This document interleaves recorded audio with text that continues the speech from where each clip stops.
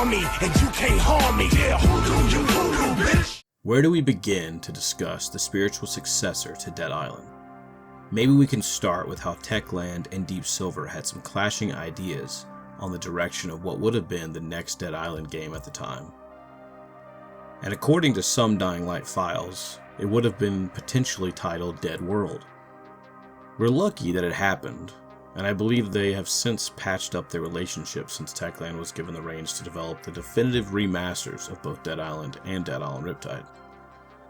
And I'm sure that I didn't mention it, but there's a lot of little issues that I think the remasters of Dead Island specifically has, and some changes that I'm not quite a big fan of, but I think for the most part they are the definitive versions of the game. We're lucky because not only did we get several Dead Island spin-off games, but we also got 2 Dying Light games, and soon a 3rd with the Beast.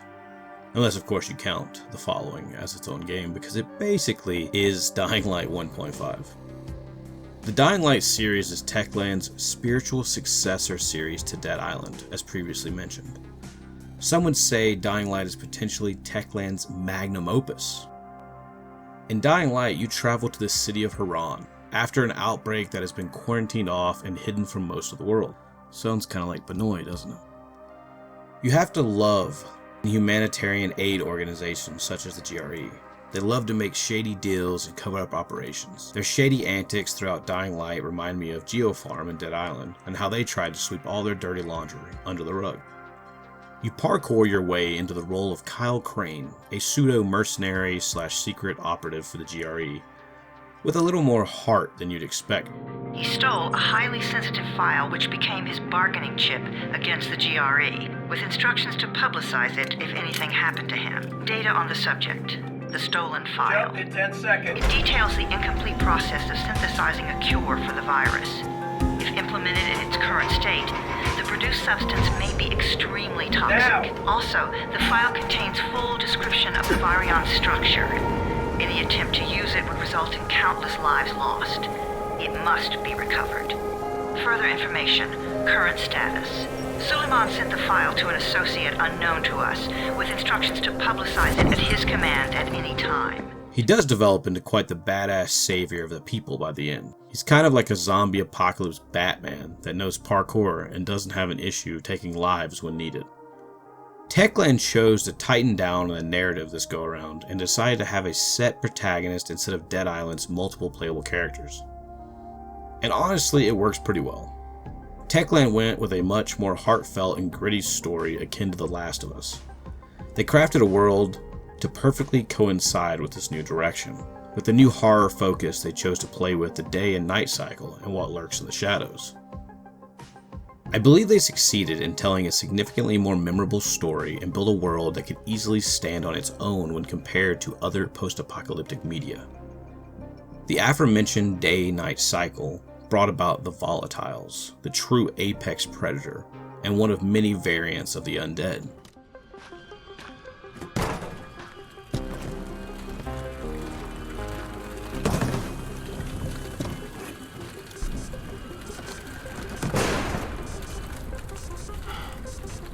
Jade, I'm at the airdrop. There's no antis in here. Done? Fuck! Alright, get back here and be careful. The nightmares are awake. Don't let them see you. Oh, shit. They must have heard me.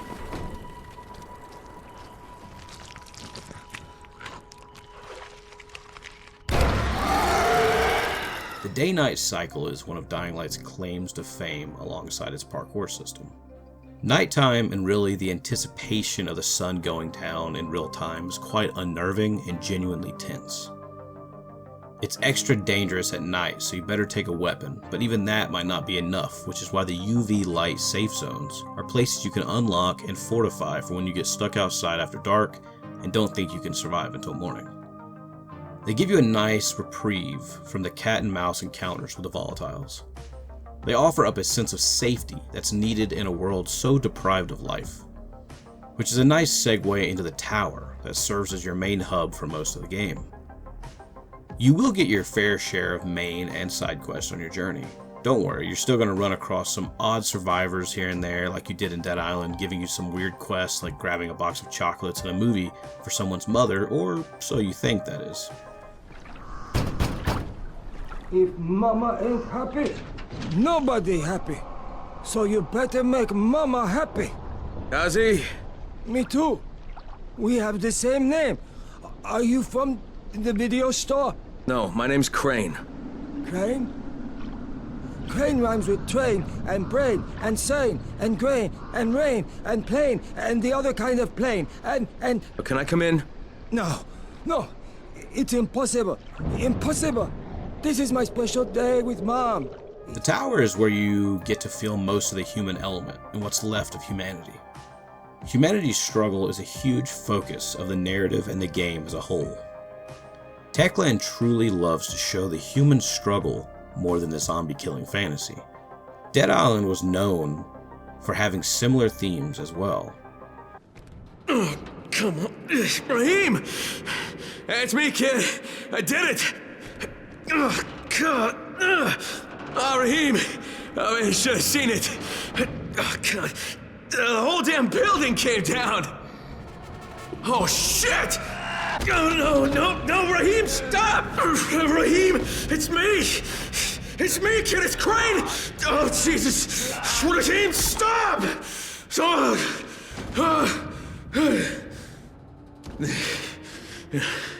That's a fucking bite wound.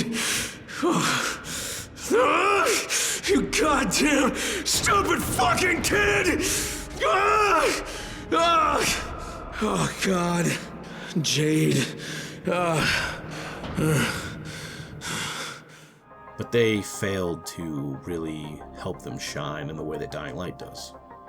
Dying Light was really Techland's vision all along of a well-rounded package. And I think it may potentially be the studio's magnum opus, their crowning achievement and probably the most important and perfect piece of art they have ever created, and that takes into account all the years of updates and DLC. The combat is more realistic and more impactful than Dead Island's more arcade-like feel. The parkour, crafting, and looting is much faster and much more fun in the long run. That's the name of the game though, right? Fun? The fun is what made both these sibling franchises blow up and have cult-like followings. The combat has always been so important, and if that feels really good, then you're already achieving that fantasy. But add in really fluid parkour and implement it into the world organically, and it makes it feel alive. You're given more opportunities for vertical exploration, and even creative methods of zombie killing. All of this creates a very unique and specific to Dying Light experience that you can't get anywhere else. Dying Light is a rare example of a near-perfect zombie experience. You have loss, hope, and horror, the trifecta of a zombie apocalypse. Kyle Crane is dropped into a world he knows nothing about, and he learns to understand it. He's tested by the mysterious Bozak and drives through the countryside in search of answers. The city of Harran is where he actually cut his teeth before he became the beast he is in the upcoming game. Harran is comprised of the slums and Old Town. These locations offer up vastly different experiences. The slums are more spread out but still quite dense. There's more of a working class feel to the area in comparison to the rich verticality and scenery of Old Town. Dying Light was among my first games on the next-gen Xbox One when I finally got around to getting one. It was a crazy experience to be playing an even better and improved spiritual successor to one of your favorite games of all time. The Left 4 Dead-like roster of the undead and their many quirks is an ever-present layer on this game's world and the challenge that lies within. Using your collection of Batman gadgets and tools to strategically flee or persevere the horrors of the day and the night is a key component to Dying Light's gameplay loop. And we can't skip out on discussing the following. The massive expansion explored more by car than by foot with its own deadly hazards and fun parkour opportunities. They brought back the special named bosses that double in size like the Dead Zone bosses in Dead Island Riptide. Cultists and absolutely insane residents send you on fetch quests, and at all times you're doing death-defying jumps, and that is the name of the game. Some returning faces like Tolga and Fatine help you feel right at home. The following can take you upwards of 20 plus hours. So basically, like I said before, it's Dying Light 1.5. The following adds crossbows and made bows a mainstay in the game. Originally, you'd have to survive the extremely challenging trials of the Bozak Horde to get a bow. And it was worth it back then, but I wouldn't recommend it now that you can get bows anywhere, because the Bozak Horde will really test your patience and your skill on a whole nother level. They added tons and tons of costumes and crazy customizable elements. The organic progression of the skill trees is a mixture of Skyrim and Crackdown in the way that you progress. The more parkour, combat, etc. that you do, the more points you get to upgrade yourself. Eventually, Techland took a cancelled game project named Hellraid, something akin to Heretic or Hexen, and turned it into an expansion for the game. You interact with an arcade machine that sends you straight to a medieval hell where you will raid riches and fight variants of the base game zombies modified for the setting. I was actually always really excited for the full release of Hellraid that we never got, and maybe one day we'll still get it, but it looked to be like a very modern, interesting take on Hexen or Heretic.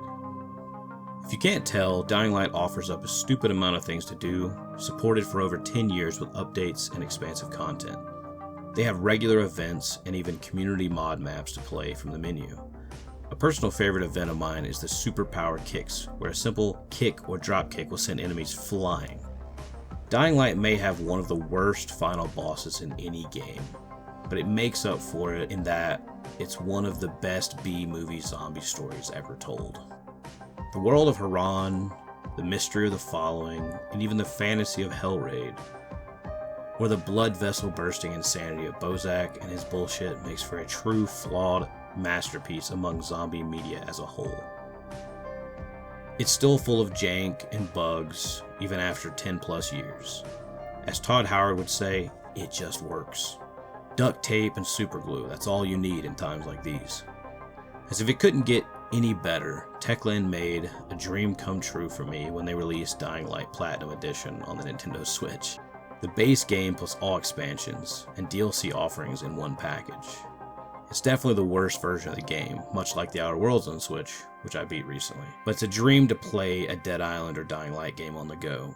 It's a similar feat akin to Borderlands 2 being ported to the PS Vita or Cyberpunk 2077 on the Switch 2. It blows my mind that it's even possible, and that alone is impressive enough for me. I love Techland, and I love the entire Dying Light and Dead Island series of games. Two franchises that will never be topped in the zombie market. Next up, we'll be discussing Dying Light 2 and its rocky reception. I want to thank everyone for checking out the video, and if you feel so inclined, I'd appreciate it if you liked the video, left a comment down below on your thoughts or memories with Dying Light, and hit that subscribe button if you want to see more. I have playlists aplenty, full of videos. I'm always working on something. Thanks as always to Osh, Midnight Medium, and Melancholy Geek for the continued patronage over on Patreon. The Forge is calling, and I must answer. I'll see you all when the next video has been forged. Good night, and good luck.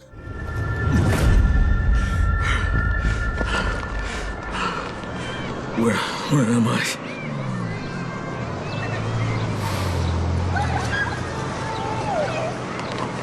Oh yeah, time to go home.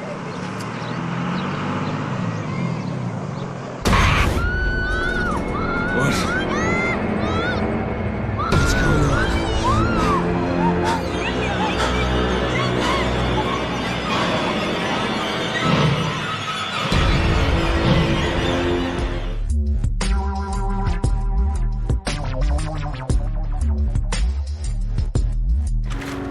My name is Kyle Crane. And finally, I'm out.